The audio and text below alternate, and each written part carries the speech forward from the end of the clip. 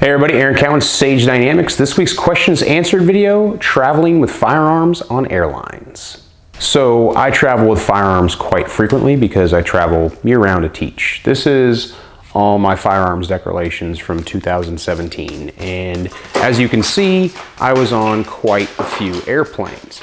Now this doesn't make me a lawyer, but it does kind of underscore the point that I have flown with firearms at least once, and a little bit more than once. So I'm very well versed in the processes, procedures, laws, regulations, and annoyances that you can face while trying to travel with firearms. So first up, we have two categories we're going to talk about, and that is traveling with a rifle case, which is the case itself is going to be checked as baggage, and traveling with a handgun or even a long gun that fits inside a second bag. So you're putting it inside your luggage itself, because there's some slight differences between the two. First things first, regardless of if you're traveling with a rifle case or if you have a smaller case that's inside another bag, when you arrive at the airport, I wouldn't bother doing the 24-hour pre-check-in. Like sometimes you get an email on your phone that says, hey, check in ahead of time, because when it comes to firearms, that just kind of can complicate things and aggravate certain airlines.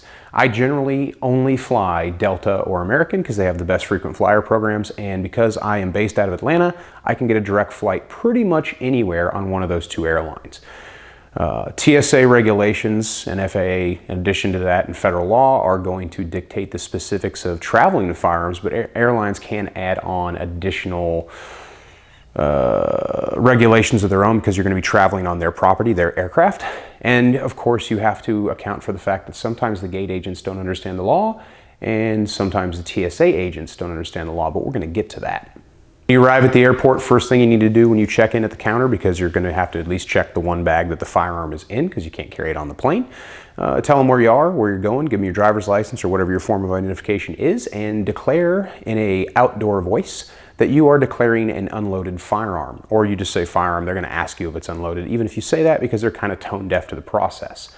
Some airports and some airlines and some airports have specific counters that you have to go to with a firearm. So if you just try to get into the general bag check line, they may redirect you somewhere else. Atlanta, for example, especially Delta, you have to go to the special services counter. My general rule of thumb is no matter which airport I'm flying out of, I go to the special services counter because I can just be like, oh, well, I can just do it here anyway. It's going to save me a little bit of time. As far as time constraints are concerned, you should probably add an additional 30 minutes to your arrival time, arrive 30 minutes earlier to 45 or an hour, just in case there's lines and there's any complications with the process of declaring and checking the firearm, because some airports don't see firearms as often as others, or you may get a gate agent who just doesn't understand the process and they've got to ask for help and they're out of these little declaration cards, and any number of inconveniences can take place. To the cards, they're going to give you one of these. Sometimes they'll fill out the information on it and just have you sign it and date it. Sometimes they want you to fill out all the information yourself. That's fine. This goes inside a rifle case. So if you're just checking a rifle case, you're going to fill this out, you're going to unlock the case, you're going to put it in there. Some agents want to see if the firearms are unloaded. Show them. They may not even understand what a gun is and what a gun is supposed to look like and what it looks like loaded versus what it looks like empty. Maybe it's just for their own personal gratification. Who knows? I wouldn't make a big display of pulling it out of the rifle case, racking it and everything like that. I've done that before. It doesn't get you any fans. So this goes inside the rifle case if the case is being checked as a bag itself.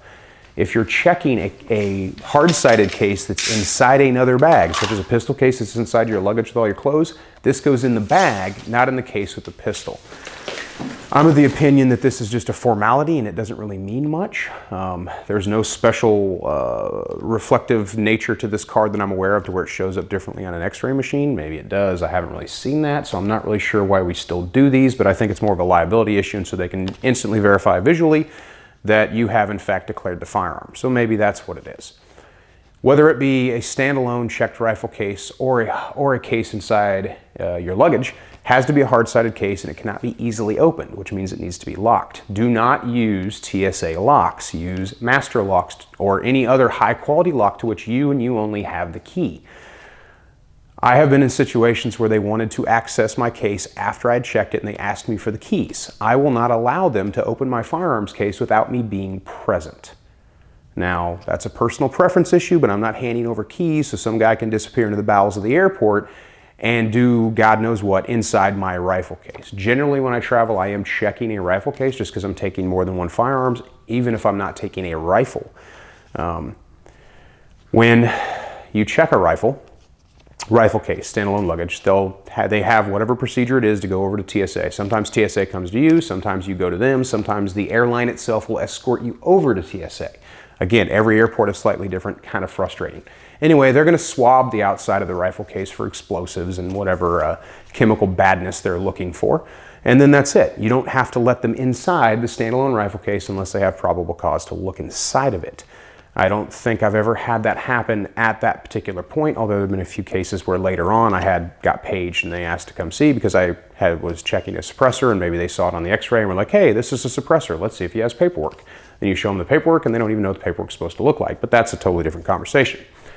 If the handgun or the case itself is inside another piece of luggage, they're going to tear that luggage apart nicely and they're going to dig through your stuff and they're going to rifle and swab basically all the inside of your luggage, and then they're going to put it back together and zip it up until you're good to go, because you are good to go. They do not in either case need to or have really any reason to access the case in which the firearm is locked into without some kind of reasonable suspicion, probable cause. And there's a guide for that you can find on the internet in which they can find a reason, and you're better apt to talk to a lawyer about when and how they're able to access those cases based on the laws that govern air travel. But specifically for the purpose of this video, that is the introduction to traveling armed. Now we can talk specifically about what can and can't go in the case, because there seemed to be some confusion in regards to ammunition. Here's my everyday carry gun. Here's my everyday carry ammunition, the magazine that goes in the gun, my spare ammunition. For example, if I were to fly with just this handgun, this is pretty much exactly how it's going to go in the pistol case. In fact, often I leave the slide down and I put the firearm back inside its holster and put that in the case like that, because I don't want the general knocked roundedness of air travel to activate my weapon light. And I don't feel like taking it off and taking the batteries out of it. Lithium batteries being checked is a separate conversation, of course. But this is how it's going in the case. And some of you might be like, well, you can't check ammunition in magazines. Oh, but you can. So I don't want you taking my word for it. We're going to go directly to the TSA website. Before we do that, there's a caveat to this. Putting loaded ammunition magazines inside your pistol case, your rifle case, to where a gate agent can see it is going to cause more problems than you should want to deal with.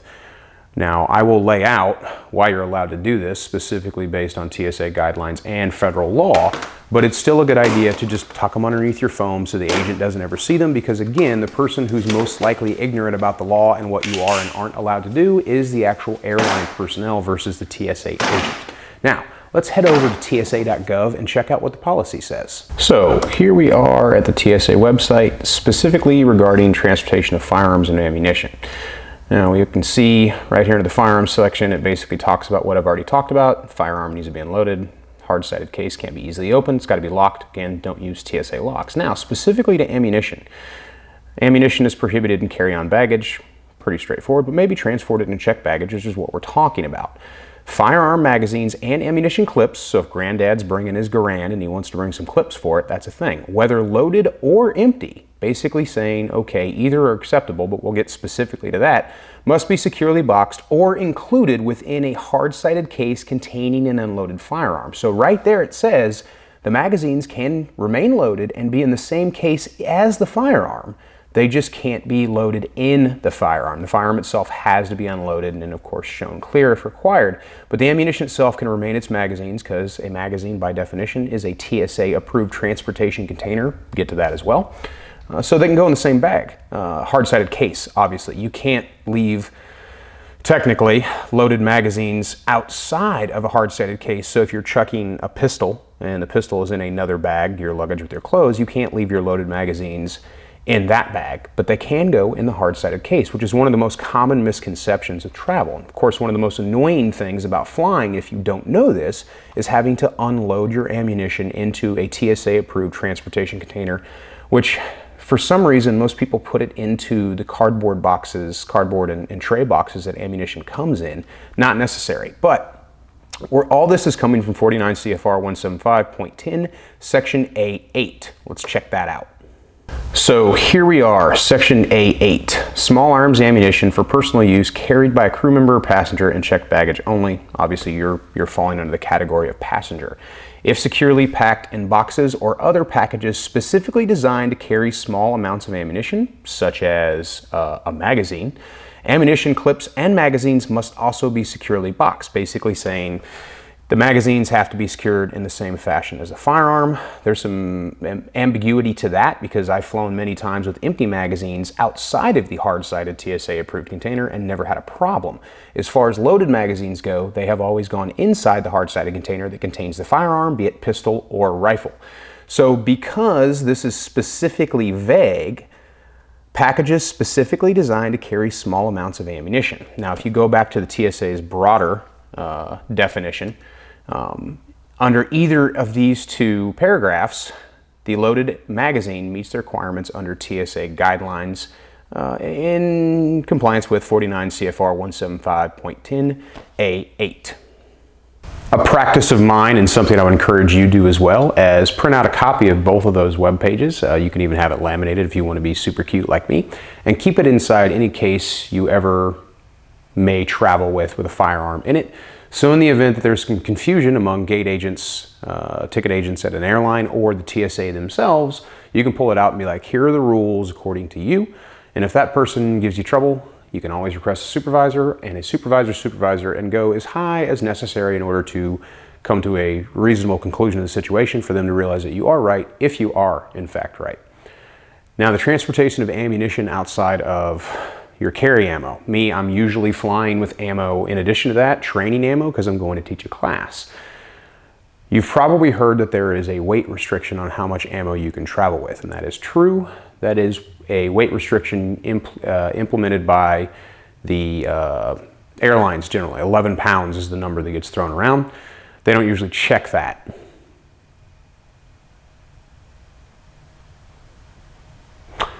Now, the transportation of ammunition. I'm not a big fan of the packaging that the ammo comes in because they have a nasty habit of coming open inside my luggage. So one thing I use is G-Code has the bang box system. You get this cool little bag, and inside the bag you get two little pouches. And inside the pouch, TSA approved container. It is hard-sided, if that's something you're worried about. You have ammo. I can usually sneak in 350 rounds of 9mm into one of these and 200 to 250 rounds of rifle ammunition. Easily contained, takes up way less space than comparable packaging, especially for handgun, if you left the ammunition in its original manufacturer's package. These things take up way less room, super easy to access, super easy to store. I've been using them for a little over a year now, and I haven't had a single question about them, even when they were stored inside my luggage and the TSA agent was zipping them open and looking inside them.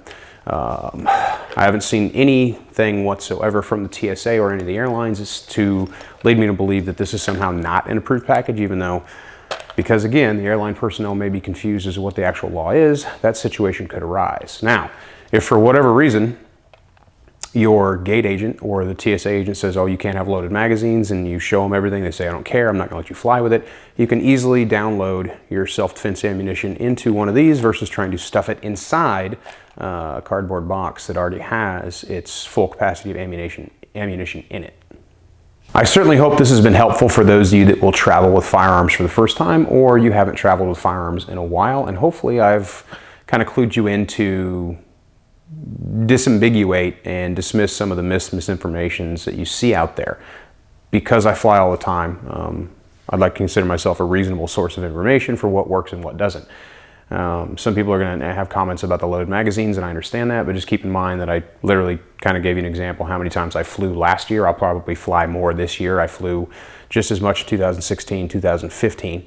So I'm on airplanes frequently, a couple times a month, there and back, and I have yet to have one single issue with my loaded magazines because by TSA regulations and federal law, that's an approved container for ammunition, and it just states that the firearm can't be loaded. It doesn't say that the magazines can't be, and it also doesn't say that they have to be in separate containers. Now, the airline can say that, and since it's their aircraft, ultimately, they can make a judgment call on that, and I've seen that happen to other people, which is why I say just avoid the whole problem.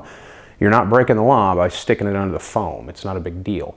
You just can't have it outside loaded of the container for some reason, which is weird. So definitely don't go down that road. If you're going to leave the ammunition in your carry magazines, just put them in the hard-sided case of whatever firearm you have to be transporting, your pistol or your rifle case, and just put it under the foam so nobody sees it. It's not a big deal. If you have any other questions about this topic or any other topic you'd like to see a questions answered video done on, feel free to drop it in the comments section below. I'm Aaron Cowan with Sage Dynamics. Travel accordingly.